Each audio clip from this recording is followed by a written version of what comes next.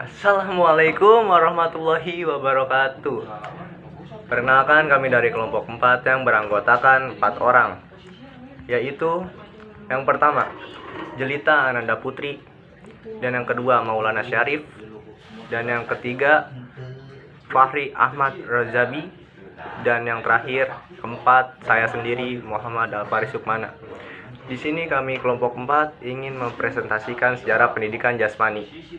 Yang pertama, latar belakang studi sejarah. Yang kedua, sejarah pendidikan jasmani. Dan yang ketiga, sejarah olahraga internasional. Dan yang keempat, sejarah pendidikan jasmani dan olahraga di Indonesia. Yang pertama dibacakan oleh Fahri Ahmad Rozabi. Bismillahirrahmanirrahim. Saya Fahri Ahmad Rozabi akan sedikit menjelaskan seputar latar belakang studi sejarah pendidikan jasmani. Guru pendidikan jasmani, pelatih olahraga, ataupun petugas rekreasi sayawianya menaruh minat pada latar belakang pendidikan jasmani, olahraga dan rekreasi karena beberapa hal. Yang pertama, sejarah akan memberikan kejelasan tentang status bidang kerjanya karena memberikan pemahaman serta tujuan-tujuan yang akan dicapai berbagai masyarakat. Yang kedua, pengetahuan sejarah membantu menjelaskan pemanfaatan asas dari ilmu pengetahuan sosial dan perilaku. Sejarah juga merupakan kajian sistematik dari masa lampau dengan pengetahuan masa lalu, bagaimana ia turut membentuk masa kini. Keadaan sekarang dapat lebih dipahami karena pemahaman yang baik akan datang, bahkan turut membentuk masa yang menjelang datang dan ikut menciptakan masa depan. Sejarah sangat memberikan banyak pelajaran serta menunjukkan bahwa pendidikan jasmani termasuk olahraga dan rekreasi merupakan alat untuk tujuan tertentu. Olahraga dan rekreasi tidak dapat dilepaskan dari sejarah pada umumnya. Karena apa? Karena ia mempunyai arti dan nilai dalam konteks semua aspek kehidupan sosial. Terima kasih. Dan selanjutnya dibacakan oleh Jelita Ananda Putri, sejarah pendidikan jasmani. Saya akan menjelaskan tentang pendidikan jasmani dari zaman ke zaman. Yang pertama ada zaman primitif. Aktivitas fisik rupanya merupakan bagian kehidupan semua evolusi manusia, diawali dengan gerakan dan perkembangan Homo sapiens. Lalu ada zaman kuno. Dua kebudayaan kuno yang masih hidup yaitu ada Cina dan India. Cina mewariskan jenis aktivitas fisik dan permainan. Wen Changwu, seorang ahli, menunjukkan bahwa pada abad-abad permulaan di Cina, hidup diwarnai oleh tari-tarian, gulat, penahanan, pemeliharaan, dan berbagai aktivitas fisik lainnya. Lalu ada zaman Greek. Jika Sumeria merupakan tempat kelahiran, maka Greek mencapai kedewasaannya. Tak ada bangsa lain sebelum maupun sesudah zaman Greek yang meletakkan tekanan yang kuat. Lalu ada zaman feodalisme dan ksatria. Feodalisme sebagai cara hidup terdapat dalam abad pertengahan yang timbul dari kekacauan setelah jatuhnya Romawi. Semua kehidupan politik, ekonomi, sosial terpusat pada feodalisme. Hanya ada dua macam profesi yang terbuka bagi anak muda kelas sosial tinggi, yakni jadi pejabat gereja atau jadi ksatria. Lalu ada zaman Renesan atau kelahiran kembali. Abad pertengahan akhir dengan datangnya zaman Renesan atau zaman kelahiran kembali. Zaman ini timbul sekitar abad 14 sampai 17. Zaman Renesan adalah zaman ketika rakyat dalam alam dekadensi Roma dengan pengusulan barbarisme muncul kembali, melepaskan diri dari kedalaman lubuk abad gelap dan abad pertengahan dan mencapai tingkat budaya yang mengasimilasikan dan mengatasi kembali budaya Greek dan Romawi kuno. Lalu ada zaman pendidikan jasmani modern di Eropa. Sementara Renesan tumbuh bersamaan dengan reformasi Protestan, budaya Eropa memasuki periode nasionalisme. Timbulnya nasionalisme menandai tumbuhnya masyarakat modern. Negara-negara nasional yang kuat mulai terbentuk di bawah kekuasaan monarki. Lalu ada zaman nasionalisme. Gerakan nasionalisme membawa asas pendidikan universal. Nasionalisme telah berhasil membuat warga negara taat pada negara. Pendidikan dibuat untuk mencapai tujuan itu. Dalam periode ini, pendidikan jasmani maju pesat seperti pada zaman Greek. Selanjutnya, yang ketiga dibacakan oleh saya sendiri, Sejarah Olahraga Internasional. Assalamualaikum warahmatullahi wabarakatuh. Perkenalkan, nama saya Muhammad Al-Faris Sukmana, ingin melanjutkan sejarah olahraga internasional. Asal mula, olahraga tidak diketahui secara pasti dalam bahasa, tetapi bangsa primitif melakukan olahraga dan permainan seperti yang ditafsirkan oleh para antropologi. Selain itu, bermain dan permainan berkaitan dengan kepercayaan. Permainan juga memiliki macam-macam lahan sebagai alat untuk berkomunikasi dengan kekuatan-kekuatan supernatural. Dalam kelahiran dan munculnya manusia di dunia, terus disertai dengan permainan dan olahraga. Kiranya, masing-masing teori masih bersifat spekulatif yang perlu diuji. Mungkin olahraga mencapai puncak kebesaran pada zaman Greek dengan mengutamakan kesempurnaan simetri tubuh dengan permainan dan olahraga sebagai penghormatan para dewa-dewa. Perkembangan yang penting dalam abad pertengahan adalah evolusi dari olahraga. Renaissance yang mempercepat kebebasan individu dan pernyataan diri hingga menjadi cara hidup. Permainan terus berkembang dan dilakukan tanpa pengaturan organisasi. Karena aktivitas fisik diakui sebagai alat untuk pendidikan, sekolah menerimanya dan disebut sistem gimnastik. Jika Denmark, Swedia, dan Jerman mengembangkan sistem gimnastik dalam rangka mengembangkan nasionalisme mereka, Inggris memiliki olahraga dan permainan-permainan.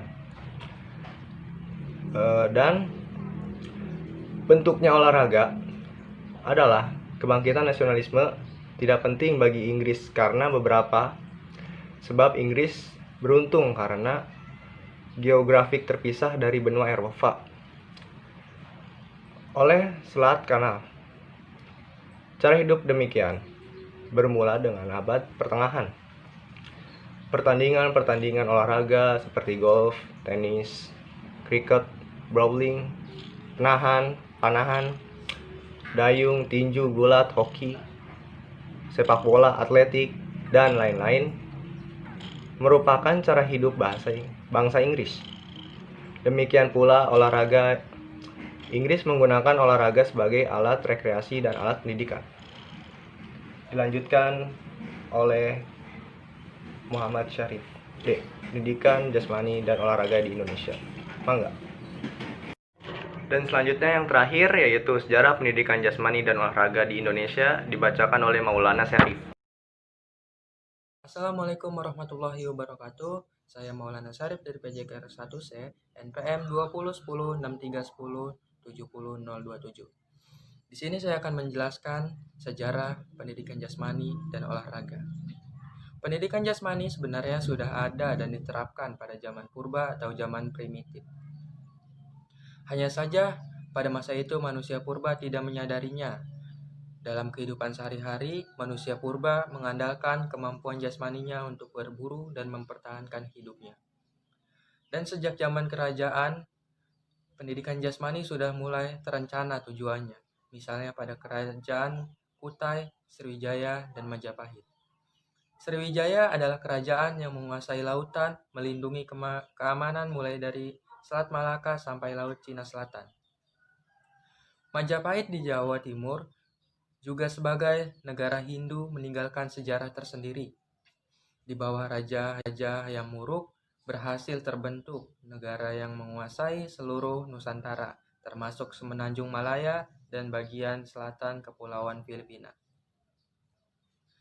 Jika prajurit-prajurit Sriwijaya dan Majapahit tidak memiliki ketangkasan bertempur dengan latihan-latihan yang memadai, tidak mungkin dicapai kekuasaan yang begitu luas. Permainan-permainan yang muncul pada zaman kerajaan ini diantaranya adalah debus. Permainan ini terdapat di Aceh, Demak, Cirebon, dan Banten. Yang kedua adalah pencaksilat. Pencaksilat merupakan olahraga bela diri yang melibatkan gerakan tangkisan, pukulan, hindaran, dan teknik lainnya. Banyak sekali gerakan yang diambil dari binatang seperti kera, ular, dan macan. Selain itu, ada okol, bajang, sepak raga, dan lompat batu. Pada zaman kolonial Belanda, ada 3 sistem pendidikan jasmani yang dibawa ke Indonesia. Yang pertama adalah sistem Jerman. Sistem Jerman ini tidak hanya dipakai di kalangan militer saja, tapi namun juga ke sekolah-sekolah, bahkan meluas ke lingkungan masyarakat. Pangkal tolak dari sistem Jerman ini adalah kemungkinan gerak. Yang kedua adalah sistem Swedia. Sistem Swedia ciptaan Ling yang mula-mula dibawa oleh perwira kesehatan Angkatan Laut Belanda, Minkema. Sistem ini masuk pula ke sekolah-sekolah dan pada tahun 1919 sampai 1920 Masehi mulai diadakan kursus-kursus untuk guru-guru di sekolah. Dilengkapi perlengkapan latihan sistem Swedia tersebut. Berbeda dengan sistem Jerman, sistem Swedia ciptaan Ling ini berdasarkan guna gerak. Setiap gerak harus jelas apa gunanya bagi tubuh otot mana yang dilatih. Latihan yang tidak jelas gunanya dibuang dan tidak layak digunakan. Ketiga ada sistem Austria. Sistem Austria diciptakan oleh Gotthofer dan Stecher.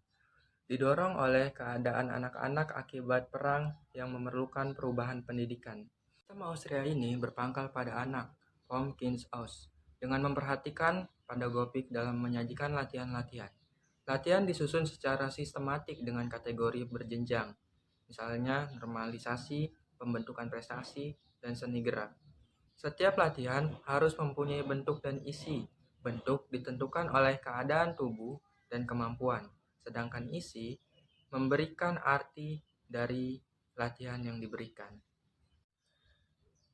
Pada zaman penjajahan Jepang, kekuasaan Belanda berakhir dengan datangnya Jepang pada Perang Dunia Kedua. Jepang mencoba menarik simpati rakyat untuk bersama-sama mendirikan Asia Timur Raya yang bebas dari penjajahan bangsa Barat. Rakyat diajak ikut serta mendukung tentara Jepang dalam perangnya melawan sekutu.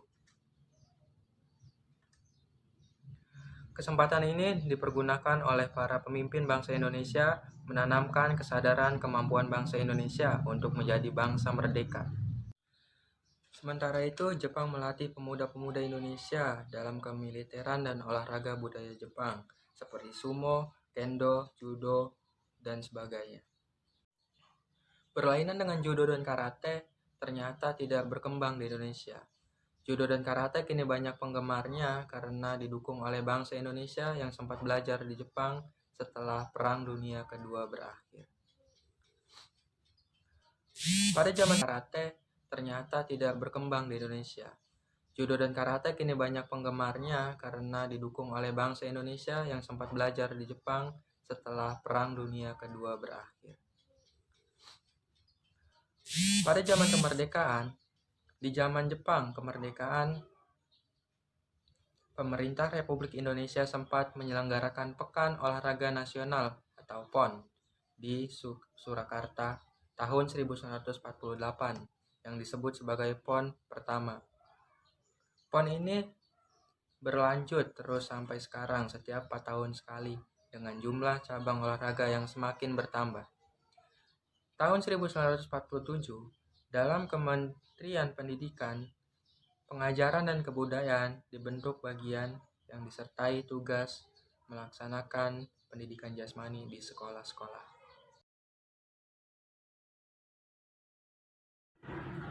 Demikian pemaparan yang saya dan kawan-kawan saya sampaikan pada kesempatan yang berbahagia ini. Terima kasih atas perhatiannya.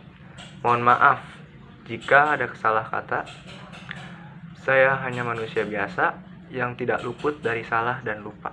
Sekian dari saya dan kawan-kawan saya. Wassalamualaikum warahmatullahi wabarakatuh.